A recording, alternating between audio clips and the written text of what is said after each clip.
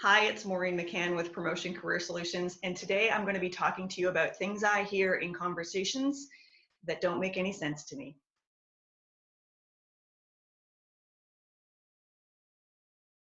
Okay, I'm at a bit of an unfair advantage in that I often have conversations with job seekers and I hear the same types of things over and over again. Today, I'm going to share some of them with you, and it's not to pick on job seekers, but to try and bust some of those myths around what really happens in job search. Number one, if the right opportunity presents itself, that's when I'll take action. I can't tell you how many times people have shared this with me and I've had to stop them in their tracks. When has the right job ever just showed up? It doesn't come knocking on your door. It doesn't show up in your email inbox. So please take this piece of advice to heart. The perfect job doesn't just show up. I mean, if it does, great, you're the 1%, awesome.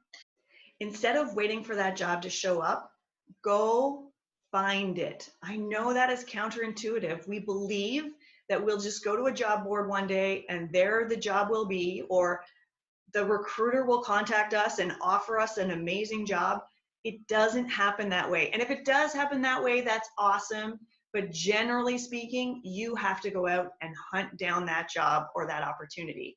So rather than sitting around waiting for that opportunity to present itself, do the work, find out what it is, and then apply, or even be so bold or so brave as to pitch yourself to potential companies because you're the best candidate for the job. Number two, I'll just transfer from this industry into another industry. I know I can do it. Chances are good you probably can do it, but you really have to position yourself against people who've been in that industry for 20 or more years, perhaps. So what is it about you that makes you the right candidate for the job? And I'm not answering that as in a rhetorical way at all. You really have to be able to answer that question in a job interview and in your resume. Why should someone take a look at you from an outside industry and choose you over someone who's been inside the industry, probably has industry contacts, probably knows all the industry buzzwords and jargon, probably knows like the inside out, backwards and forwards aspects of that business completely? Why would they pick you over them? And I'm not trying to dissuade you from doing this. I'm actually asking you to answer that question because chances are good they should pick you.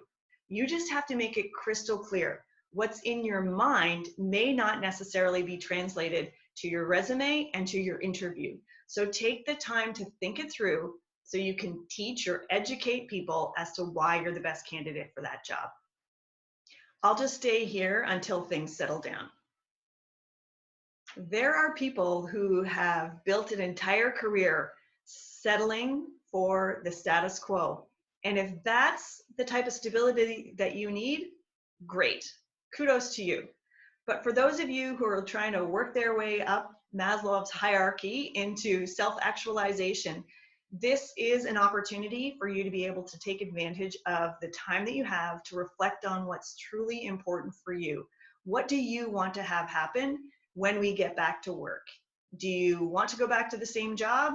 If you do, great. I'm so pleased for you. I'm glad you found something that works for you. If you don't, why not take a few minutes, hours, or a few days to think about what does a better case scenario look like for you, and then begin working towards it.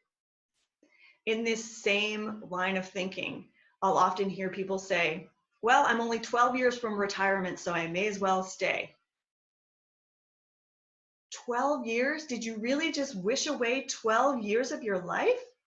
You have 12 amazing years left. Maybe there's another opportunity within the organization that you'd like to pursue, and you still get to keep that pension that I presume you're talking about when you say you have 12 years left to retirement.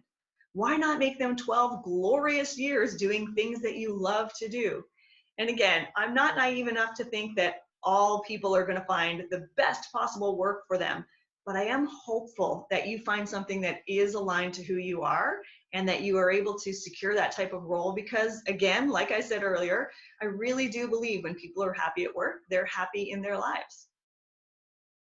Thanks so much for watching. I hope you found some value in today's video. And if you have another example, please drop it in the comments below. I'd love to address it. If you like this video, please let me know, and I will look forward to seeing you online again soon.